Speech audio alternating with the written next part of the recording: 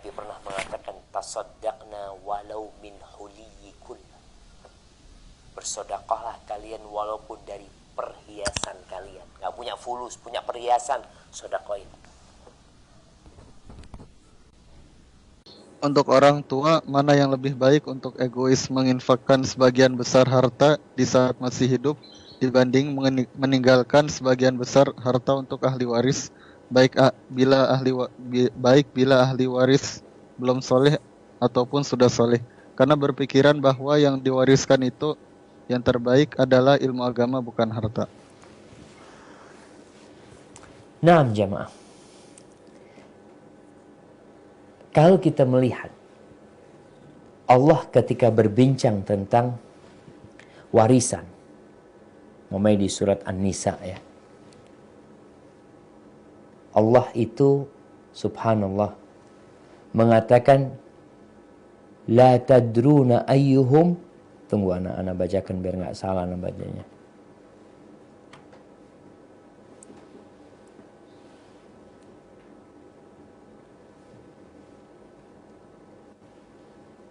Nah, di surat An-Nisa ayat 11 nih,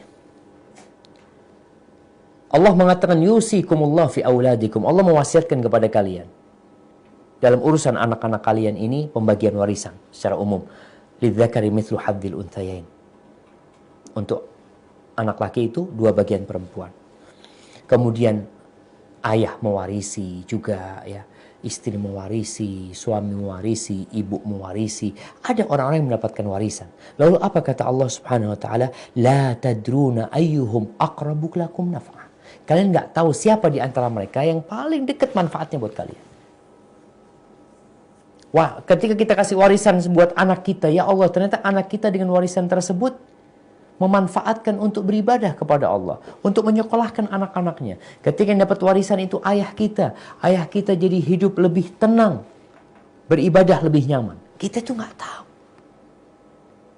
Makanya buat para orang tua, kalau bicara memberikan nafkah, kita tahu memberikan nafkah di jalan Allah, memberikan nafkah kepada fakir, memberikan nafkah kepada anak yatim, yang paling baik adalah memberikan nafkah kepada istrimu, kepada keluargamu. Ibda biman ta'ul, mulailah dengan yang menjadi tanggung jawab.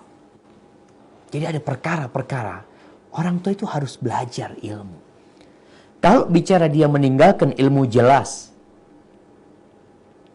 tapi meninggalkan harta, subhanallah, Allah Azza wa Jalla mengingatkan mereka agar mereka tidak meninggalkan anak-anak mereka dalam kondisi lemah.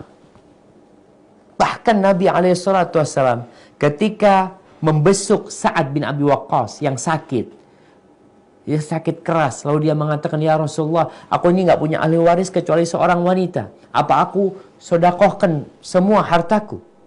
Aku wasiatkan semua hartaku? Kata Nabi SAW, la. Terus setengahnya, enggak. Terus berapa? Sepertiganya, wathuluth katsir. Sepertiga itu udah banyak. Innaka antadhara warathataka aghniya, engkau meninggalkan anak keturunanmu dalam kondisi kaya, khairun, itu lebih baik daripada engkau meninggalkan anak keturunanmu dalam kondisi miskin, minta-minta kepada manusia. Jadi orang tua itu berpikir ilmu agama, kasih ilmu agama sehingga harta itu lebih bermanfaat. Namun secara ekonomi Nabi menyuruh, memberikan arahan, meninggalkan anak-anak dalam kondisi kaya. Itu lebih baik.